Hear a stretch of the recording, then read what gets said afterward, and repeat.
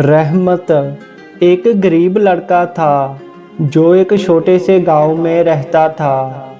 उसके माता पिता इस दुनिया से जा चुके थे और वह अपने चाचा के साथ रहता था, जो उसे अक्सर ही डांटते और कठिन काम लगा देते।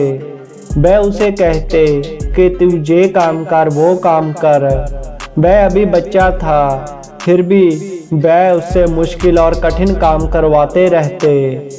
गांव के दूसरे बच्चे जिनके साथ वो खेलने की कोशिश करता था, वह बच्चे भी उसे तंग परेशान करते, उसका मजाक उड़ाते, क्योंकि वह बहुत गरीब लग रहा था। उसके कपड़े भी पुराने और फटे हुए थे और वह दूर से ही देखने को बहुत ज़्यादा गरीब मालूम पड़ता था। लोग उसके फटे पुराने कपड़ों को देखकर उसे ताने कसते थे। इसलिए रहमत अक्सर ही अकेले में बैठकर रोता था।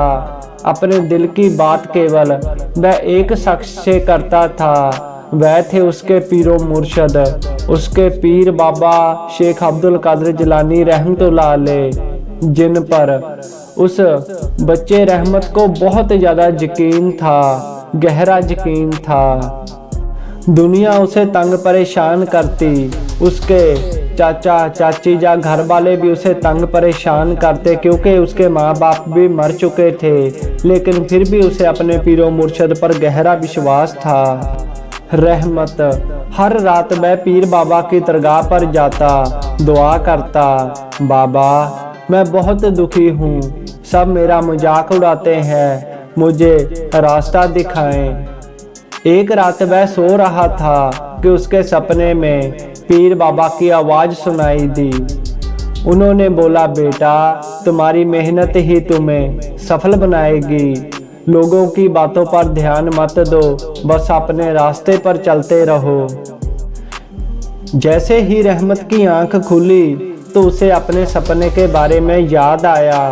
उसने सोचा कि उसके पीर बाबा उसे हुक्म देकर गए हैं कि वह अपनी ज़िंदगी में मेहनत करे, सही रास्ते पर चले तो वह सफल हो जाएगा।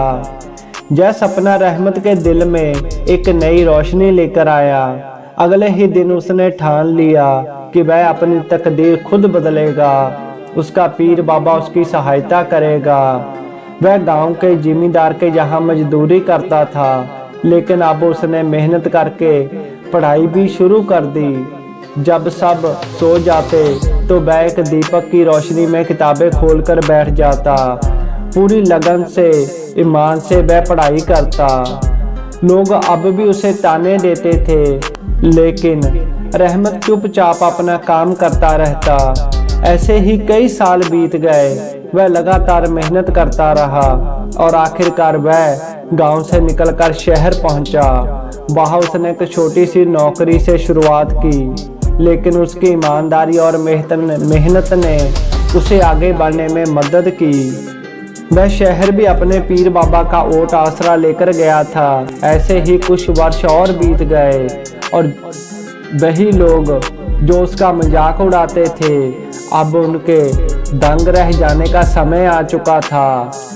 रहमत ने शहर में बहुत सी मेहनत की, बहुत से कामों में हाथ आजमाया और अपने पीर बाबा के रहमो करम से धीरे धीरे उसने सभी कामों में महारत हासिल कर ली और वह धीरे धीरे एक सफल व्यापारी बना।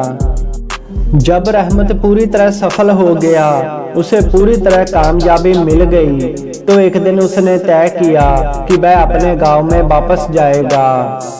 उसने अपने गांव में संदेशा भिजवा दिया कि मैं गांव में वापस आ रहा हूँ। लोगों को धीरे धीरे पता चल चुका था कि जो लड़का गरीब था, कमजोर था, जिसे खाने को कुछ नहीं मिलता था, जिसके कपड़े फटे हुए थे, आज वह सफल व्यापारी बन चुका है और आज वह गांव में आ रहा है।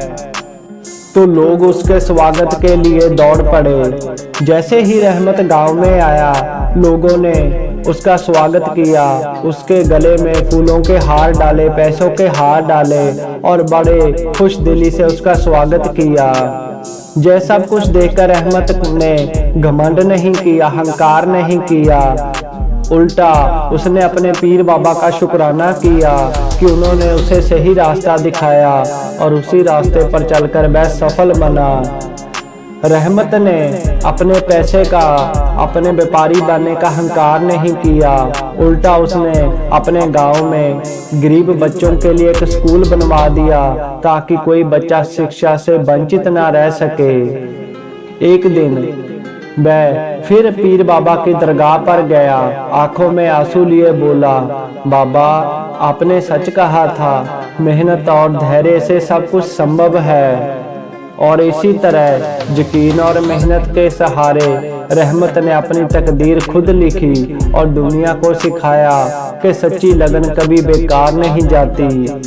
सो प्यारे दोस्तों, रहमत की यह कहानी हमें भी बहुत कुछ सिखाती है। इस पर गौर जरूर करें और इसे ज़्यादा से ज़्यादा शेयर करें।